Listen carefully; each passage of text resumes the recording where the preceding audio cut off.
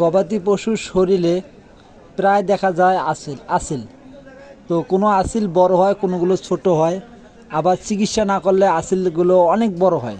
তো এই ধরনের আসিল হলে তো আমরা অনেক ধরনের চিকিৎসা করি।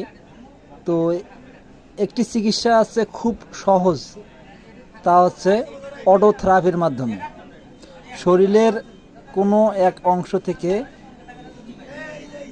ব্লাড বের করে, অর্থাৎ শিরাপথ থেকে ব্লাড বের করে আপনারা যদি মাংসপেশিতে দেন 7 দিন পর পর 2 দিন অথবা 3 দিন, তাহলে দেখবেন যে আপনাদের এই আসুলগুলো আস্তে আস্তে 1 মাসের মধ্যে সবগুলো আসুল পড়ে যাবে।